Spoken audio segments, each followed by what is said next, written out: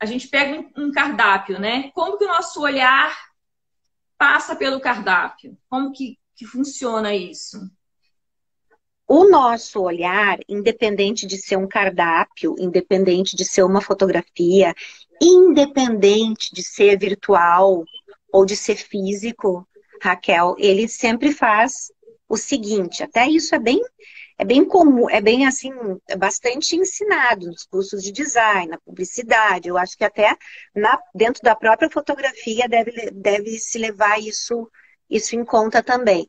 Nosso olhar entra pela parte superior, né, de um plano bidimensional ou tridimensional, pela parte superior esquerda. Eu tenho um pouco de dificuldade com isso. Parte superior esquerda. Ele faz um S invertido no centro e ele sai pela parte inferior direita. Esse é o sentido normal, né? Eu não sei por que faz isso exatamente, mas é assim que todos os autores que falam de formas dizem que acontece. E antes de eu passar, porque a Bel já está ali com a explicação na ponta da língua, né? Antes de eu passar para a Bel, né? Que a Bel vai nos dizer por quê. Isso não quer dizer que as coisas tenham que ser colocadas assim, nem no cardápio, nem como elementos numa fotografia, por exemplo. Não é uma receita que tem que ser feita exatamente sempre assim.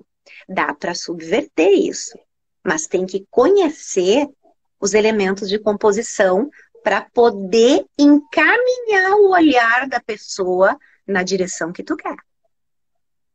Então, tem que entender de elementos de composição para poder fazer diferente.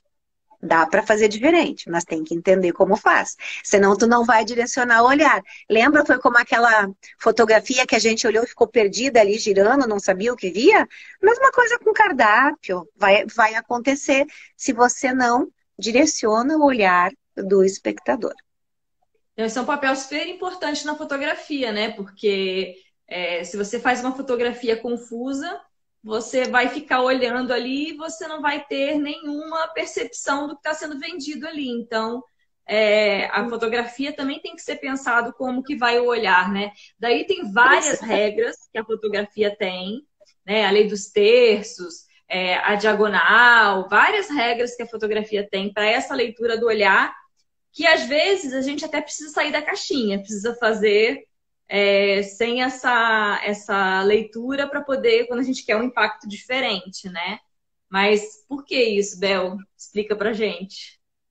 Uma coisa bem essencial, isso influencia a nossa maneira de nos relacionar com as informações, não é, que vêm para nós, é a nossa cultura, não é, a nossa educação.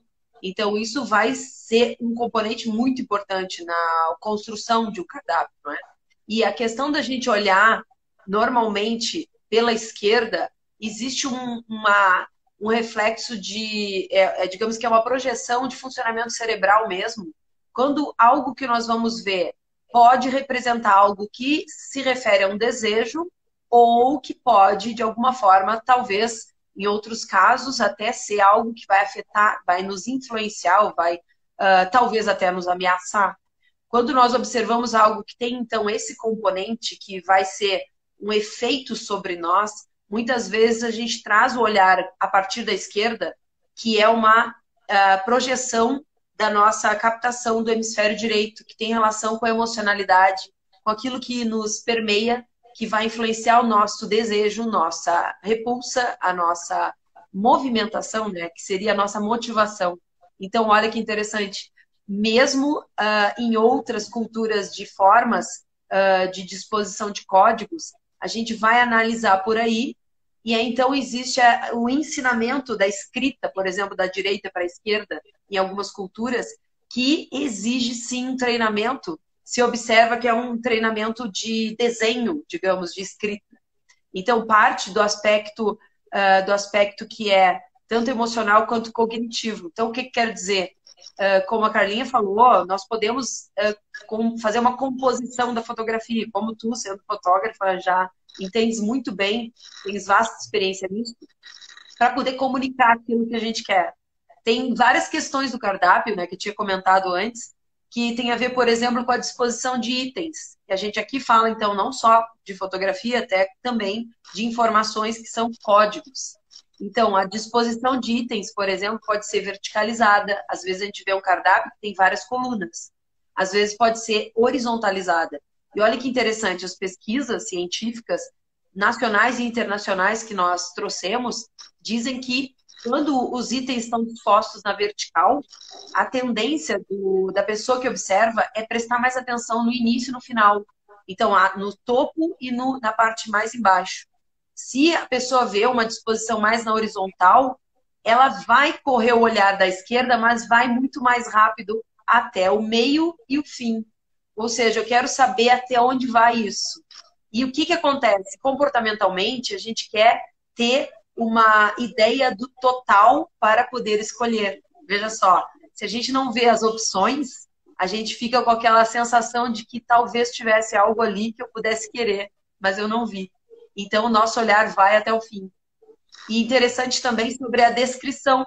Mas, para finalizar um pouco a síntese, né, que eu quero trazer, quanto maior a descrição do item, que se refira realmente a componentes importantes dali, por exemplo, nutricionais, as pesquisas indicam que os clientes têm mais interesse pelo prato ou pela refeição, pelo alimento que tem uma descrição mais detalhada.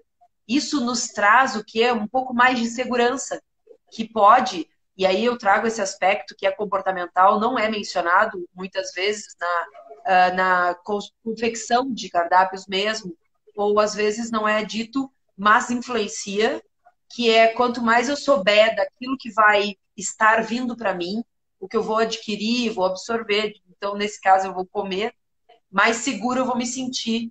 Se eu vou me nutrir mais, eu vou poder escolher. E tem outras questões, por exemplo, se nós referimos o prato, por exemplo, uma questão regional ou uma questão geográfica. Se a gente indica que um prato é feito em tal lugar ou é característico, isso é provado em algumas várias pesquisas que faz com que o cliente agregue valor. Olha que interessante. O prato pode ser um prato característico de uma região. Se eu colocar que é de lá, as pessoas entendem que ele pode, inclusive, custar mais. Que tudo bem. E assim, para finalizar a questão da descrição, e a Carlinha vai falar um pouco mais das formas e do design, quanto melhor o prato tiver descrito e que isso tenha coerência com a imagem também e muito com o prato que eu vou receber, mais satisfeito eu vou ficar e mais eu vou apreciar, inclusive ter investido mais nesse prato, né? Então, daí tem muito mais questões. A gente traz essas respostas das pesquisas, não é?